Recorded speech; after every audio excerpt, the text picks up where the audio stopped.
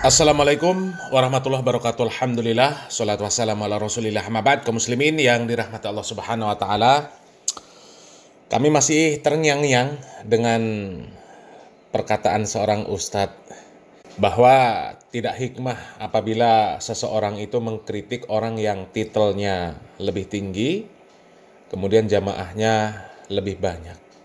Padahal justru orang yang punya titel yang tinggi, kemudian jamaah yang banyak, kemudian melakukan kesalahan, kalau nggak dikritik, itu justru malah tingkat mafsadahnya sangat besar, ya, sangat luar biasa.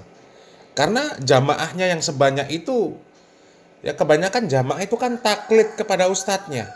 Entah itu jamaah dari ustadz yang bermanhaj salaf atau yang bukan bermanhaj salaf, ya. Mayoritas yang namanya jamaah itu taklid kepada ustadznya, meskipun ya ada yang taklid buta dan ada yang taklid tapi nggak buta, ya. Kalau dibilang taklid ya taklid semua, nggak ada yang nggak taklid. Cuma kalau di salafi masih mending lah, ya, taklid tapi nggak buta dan kemudian tidak fanatik kepada salah satu ustadz saja. Tapi kalau jamaah yang bukan mengikuti manhaj salaf, itu banyak mereka yang taklid buta kemudian fanatik terhadap seorang ustadz saja. Jadi menurut kami justru orang-orang yang punya gelar yang tinggi, kemudian punya jamaah yang banyak, ya, itu kalau salah mesti harus ditegur, ya. Dan orang yang menegur nggak mesti harus selevel, ya gelar akademiknya, ya tingkat pendidikannya, ataupun selevel dalam jumlah jamaahnya, nggak harus. Apalagi melihat orang-orang yang selevel pendidikannya dan kemudian sama banyak jamaahnya diam, nggak memberikan teguran, nggak mengkritik dan sebagainya, ya. Lebih-lebih statement yang dikeluarkan oleh ustadz yang salah tersebut itu dikeluarkan di publik, ya, termasuk diposting di Facebook dan sebagainya, itu termasuk di publik. Maka kritikannya juga publik karena itu sudah dikonsumsi publik, ya. Sehingga kritikannya juga publik supaya publik juga tahu bahwa ini salah. Dan salah satu ustadz tersebut, ya, yang harus dikritik itu ya Ustadz Adi Hidayat, ya. Karena statement-statement dari Ustadz Adi Hidayat ini banyak sekali yang perlu dikoreksi, ya. Salah satunya ya Ustadz Adi Hidayat menyatakan bahwa para Khabib Ba'alawi itu adalah generasi terbaik yang Allah Subhanahu wa taala berikan untuk Indonesia, yang nasab mereka itu nyambung kepada Nabi Muhammad SAW. Para Habib Ba'alawi disebut generasi terbaik oleh Ustadz Adi Hidayat. Di antara sekian nikmat yang Allah anugerahkan kepada bangsa dan negara Indonesia ini adalah hadirnya generasi-generasi terbaik yang tersambung nasab mulianya kepada Rasulullah Sallallahu Alaihi Wasallam. Tahukah Anda yang menentukan bahkan mengusulkan hari dan waktu proklamasi kemerdekaan Negara Kesatuan Republik Indonesia itu adalah seorang Habib. Coba kaum muslimin, ya. Kalau statement dari Ustadz Adi Hidayat yang seperti itu nggak dikritik, apa jadinya jamaahnya Ustadz Adi Hidayat? Ya, mereka akan menganggap juga bahwasanya Ba'alawi itu generasi terbaik yang Allah Subhanahu wa taala berikan untuk Indonesia. Generasi terbaik secara umum.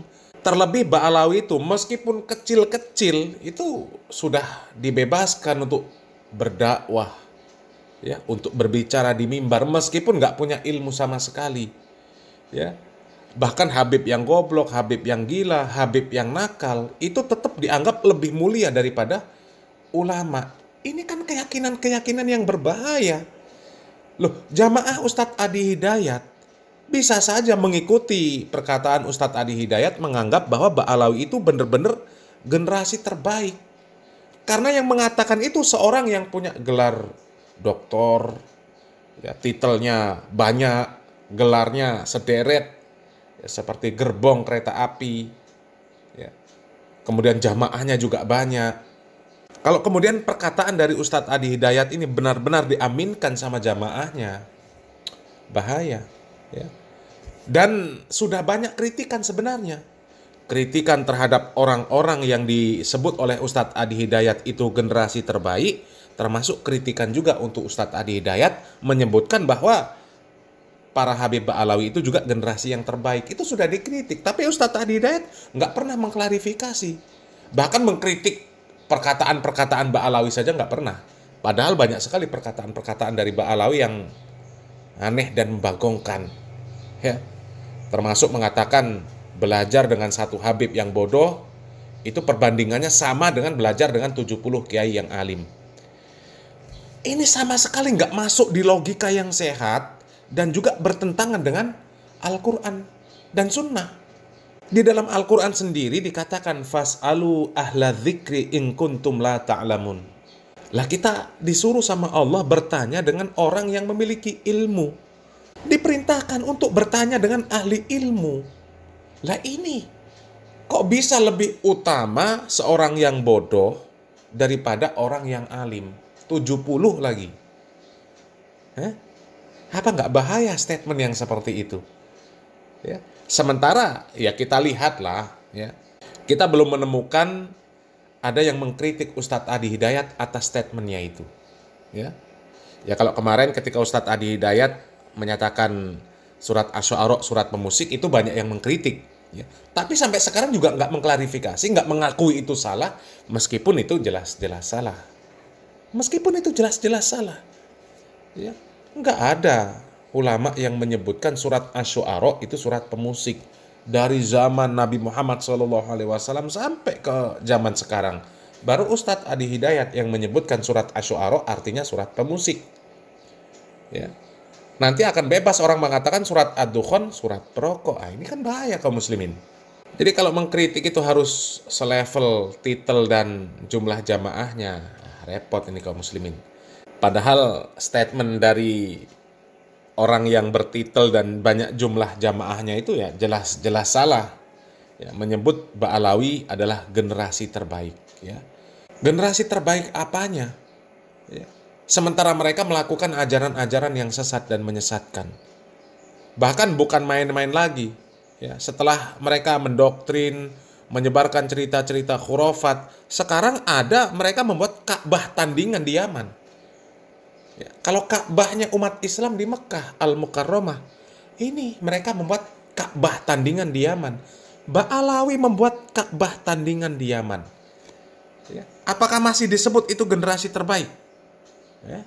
Coba kita lihat ke muslimin. Ini ada video ya, dari channel Dodi Sefriadi, di mana ada seorang mahasiswa Yaman bercerita bahwa Ba'alawi itu membuat Ka'bah tandingan di Yaman. Ya. Dan ternyata dalang dari lakop-lakop yang nggak benar yang dialamatkan kepada dakwah sunnah, kepada Arab Saudi, itu dalangnya ya Ba'alawi. Ya. Coba kita lihat videonya kaum muslimin. Tentang pencekalan Umar bin Hafid di Mekah itu bagaimana? Benar atau tidak? Itu benar adanya. Bisa dijelaskan itu. Memang Umar bin Hafid ini saya dapat cerita dari keponakannya beliau sendiri yang ada di Tarim. Itu beliau cerita kalau dia sudah di blacklist dari Saudi. Penyebabnya apa itu? Penyebabnya karena dia bikin Ka'bah tandingan untuk di Tawaf itu. Ini Ka'bahnya ini. Oh, jadi memang ada itu ada yang kemudian banyak juga para klan Ba'alawi di Yaman itu pernah membuat Ka'bah tandingan. Ini yang mengatakan adalah salah seorang pelajar Yaman asal Indonesia ya. Kalau di sini sih sebutannya asal NTT. Jadi ini orang NTT aslinya tapi belajar di Yaman atau nyantri di Yaman. Jamaah umrah yang sampai ke sana untuk itu benar-benar terjadi. Terjadi Pak Yai. Jadi ada orang tawaf juga katanya. Ya. Usaha menyaingi Ka'bah. Ini kita nggak bikin fitnah. Iya. Itu nyata dan ini ada videonya. Nyata. Ditarik gitu ya. Dikelilingi gitu ya. Ditawafin juga ya. Ditawafin ini kan kuburannya Hud alaihissalam. Kuburan mereka Nabi Hud alaihissalam. Jadi mereka tawaf itu teman-teman, ada tempat pengawalan dan ada tempat pengakhiran. Iya. gitu loh. Jadi kalau dia dicekal di blacklist dari Saudi, ya memang kan Arab Saudi kan melihat maslahat dan mafsadanya orang ini. Lebih banyak mafsadanya daripada maslahatnya. Gitu loh. Jadi kadang-kadang mereka ba'alawi. Jadi karena inilah Habib Umar dicekal tidak bisa masuk Arab Ini kan Saudi. mengadu domba Saudi, tuduhan Wahabi segala macam. Padahal nggak begitu ulama di sana. Iya. Nggak ada orang Arab Saudi selama ini yang mengatakan orang Indonesia begini-begini. Pernah lihat orang Arab Saudi mencela Orang Indonesia. amalianya orang Indonesia? Ya. Mereka biasa aja. Cuma kan yang Ba'alawi selama ini membuangkan isu-isu tentang Wahabinya Arab Saudi lah, menuduh Arab Saudi lah, Arab Saudi ada tanduk setannya lah, apa itu Ba'alawi semua. Nauzubillah. Kan Astagfirullah. ngaco. Ya kalau memang Arab Saudi jelek, kenapa Indonesia masih minjam uang di sana? Tidak pakai bunga lagi. Ya. Kurang baik apa lagi itu? Oke, sampai di situ dulu videonya. Nah, coba kaum muslimin ya. Orang-orang yang disebut oleh Ustadz Adi Hidayat sebagai generasi terbaik umat Islam, ternyata mereka membuat Ka'bah tandingan di Yaman. Mereka mengajak kaum muslimin untuk tawaf di Ka'bah tandingan. Ya meskipun itu hanya sekedar kuburan, ya tapi mereka tawaf. Ada aturannya tawafnya itu di kuburan yang katanya kuburan Nabi Hud alaihissalam tersebut, ya. Dan itu pun nggak tahu kuburannya siapa, hanya sekedar klaim saja itu kuburan Nabi Hud alaihissalam. Nabi Muhammad SAW nggak pernah mengabarkan ada kuburan Nabi Hud alaihissalam. Coba, ya. Dan yang paling menyakitkan kaum muslimin, ya, ternyata sebutan-sebutan untuk orang-orang yang mendakwahkan sunnah, sebutan-sebutan yang dilemparkan kepada Arab Saudi dengan sebutan tanduk setan, ya, ternyata itu asalnya dari orang-orang Ba'alawi. Jadi sangat kuat indikasi bahwa Ba'alawi ini isinya orang-orang Syiah, ya. Terlepas mereka sadar atau nggak sadar, mereka ini sudah jadi antek-anteknya Syiah, menyebut Arab Saudi dengan tanduk setan, ya, menyebut dakwah sunnah ini dengan sebutan Wahabi, ya. Bahar Smith ketika ditanya tentang Ustadz Syafiq, tentang Ustadz Khalid Basalamah, apa katanya? Wahabi. Sementara sebutan-sebutan Wahabi itu asalnya dari orang-orang Syiah. Nggak usah khawatir dikatakan Wahabi itu, nggak perlu khawatir. Kenapa sih? Kenapa kalau dikatakan Wahabi itu ada apa? Dan Wahabi itu bukan istilah bagi orang yang ikut sunnah, sebenarnya itu istilah oleh orang-orang Syiah yang memang sengaja mencari satu istilah agar orang muslimin umumnya, kaum awam ini khawatir dan ketakutan dengan orang-orang yang mengikuti sunnah Nabi. Karena Wahabi cirinya berjenggot, tidak isbal, kalau azan ke masjid perempuannya pakai cadar, emang begitu, gitu kan. Jadi orang dibuat takut dengan istilah itu. Anda kalau tidak, dan itu tidak benar, istilah Wahabi nggak benar, nggak ada hubungannya sama sekali. Jadi nggak usah tersinggung dengan istilah itu. Mereka mau bilang ini Wahabi, ini bukan Wahabi, ini mengikuti sunnah Nabi, gitu kan. Saya pengikut Nabi Muhammad SAW. Coba kaum muslimin, ya, sebutan Wahabi, tanduk syaiton, ya, itu dari orang-orang Syiah yang kemudian diestafetkan kepada Ba'alawi. Kemudian Ba'alawi yang sekarang menjadi corong-corong pembenci dakwah sunnah, ya, menggaung-gaungkan bahwa Arab Saudi tanduk syaiton. Kemudian para dai yang mendakwahkan sunnah disebut sebagai Wahabi, diberikan lakop-lakop yang buruk, ya. Dan jelas tujuannya adalah untuk menjauhkan umat Islam ini dari tuntunan syariat Islam yang hak, ya. Sementara orang-orang seperti itu disebut oleh Ustadz Adi Hidayat sebagai generasi terbaik, ya. Bayangkan kalau nggak dikritik, apa jadinya, ya? Apa jadinya kalau Ustadz Adi Hidayat nggak ada yang mengkritik, dia bebas berbicara, ya.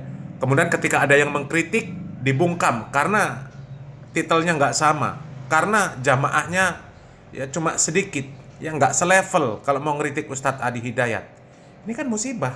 Sementara orang-orang yang selevel, mereka banyak diam, ya, banyak diam, nggak mengkritik Ustadz Adi Hidayat, nggak memperingatkan kepada umat akan bahayanya statement-statement dari Ustadz Adi Hidayat tersebut.